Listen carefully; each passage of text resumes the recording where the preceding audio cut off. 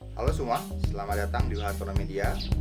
Kali ini kita akan membahas tentang listrik dinamis, yaitu mengenai dasar-dasar listrik dinamis. Ini adalah materi bagi kalian yang masih duduk di kelas 12 semester ganjil. Materi ini penting bagi kalian untuk dipahami karena dasar-dasar listrik dinamis ini sangat menentukan keberhasilan kalian dalam mempelajari materi listrik dinamis lebih lanjut nantinya.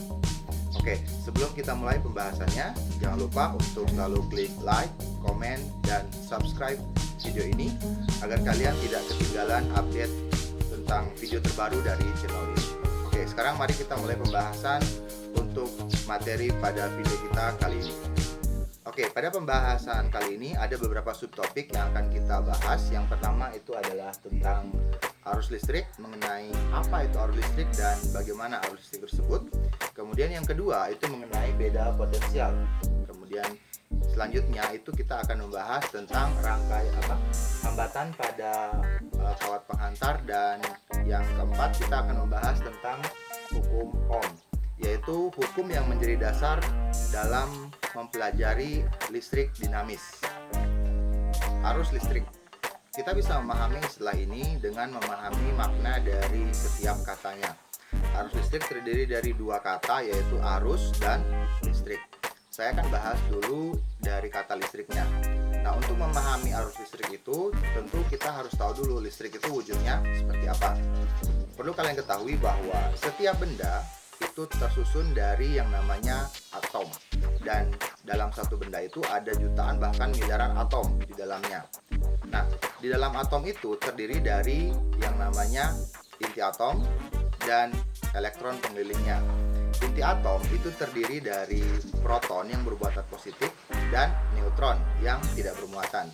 Nah, kemudian inti atom ini dikelilingi oleh elektron-elektronnya. Nah, ketika kita berbicara listrik, sebenarnya yang kita sedang bahas adalah partikel-partikel ini, yaitu proton yang bermuatan positif dan elektron yang bermuatan negatif, yang semuanya itu ada di dalam atom. Dan atom itu merupakan penyusun dari setiap benda.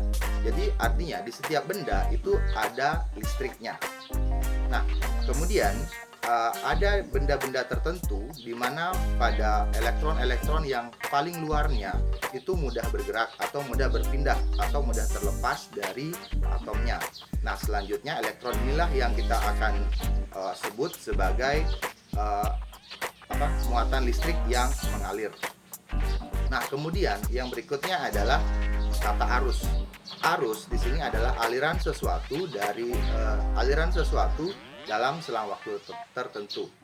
Nah, sehingga ketika kita gabungkan arus listrik itu merupakan aliran sesuatu. Sesuatunya itu adalah muatan listrik yang tentunya itu adalah elektron. Jadi bisa kita simpulkan bahwa arus listrik itu sebenarnya adalah aliran muatan listrik, dalam hal ini adalah elektron dalam suatu penghantar. Oke, selanjutnya adalah konsep tentang beda potensial. Saya ingin mengambil satu analogi yang berkaitan dengan konsep beda potensial ini, yaitu tentang arus air.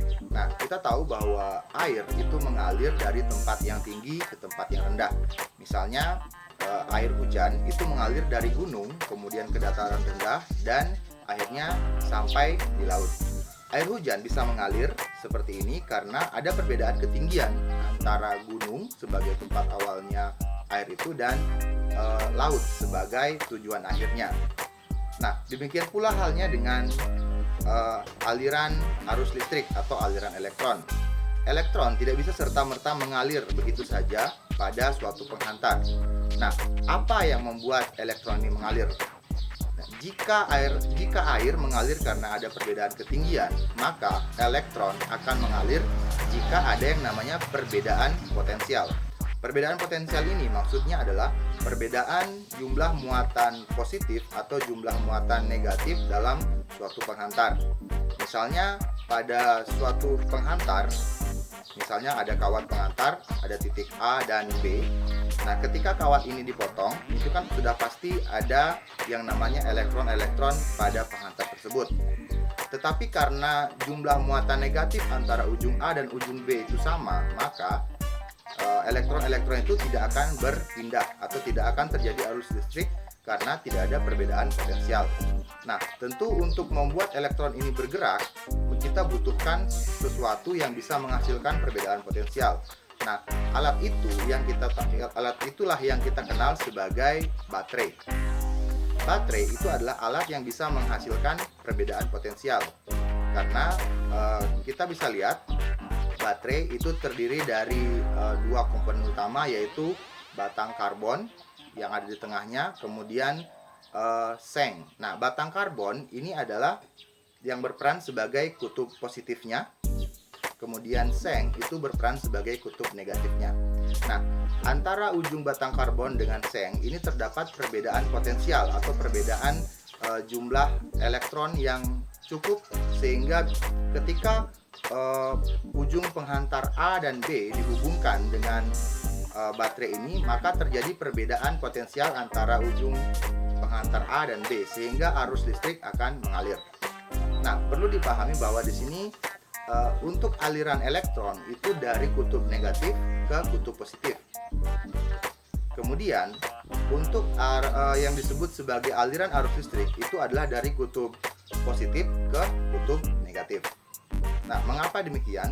Sebenarnya yang lebih dahulu dicetuskan itu adalah konsep arus listrik, di mana arus listrik mengalir dari kutub positif ke kutub negatif. Kemudian setelah itu baru ditemukan elektron, dan ternyata arus listrik itu adalah aliran elektron, yaitu dari kutub negatif ke kutub positif. Tetapi besaran yang menyatakan arus listrik dengan aliran elektron itu sama jumlahnya, cuman arahnya saja berlawanan.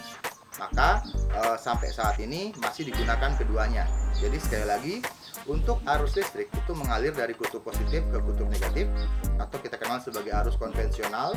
Kemudian untuk aliran elektron itu mengalir dari kutub negatif ke kutub positif. Nah, selanjutnya adalah tentang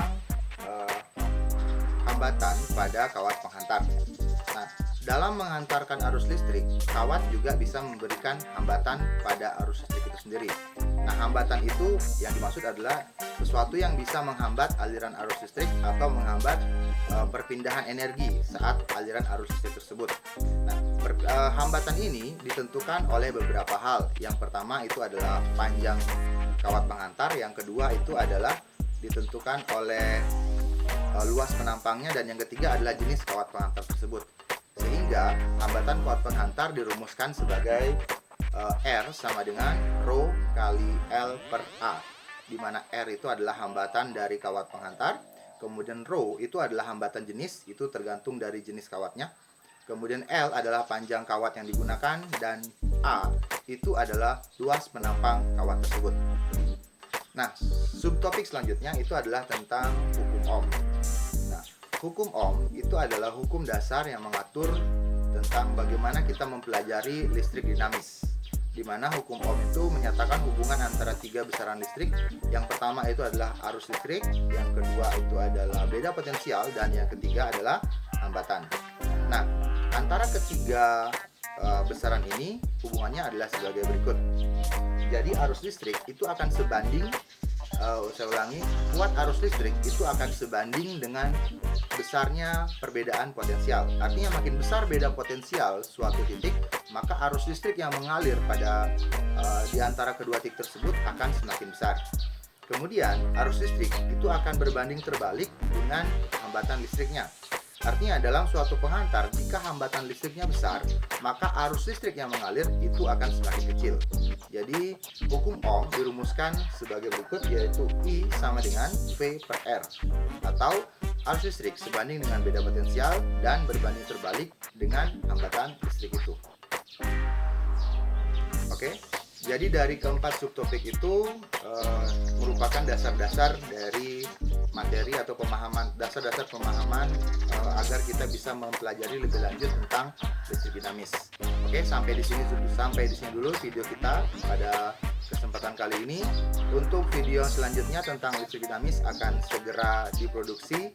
Jadi jangan lupa untuk selalu like, komen, dan subscribe channel ini agar kalian tidak ketinggalan update tentang video terbaru dari channel ini. Oke, sampai jumpa pada video berikutnya.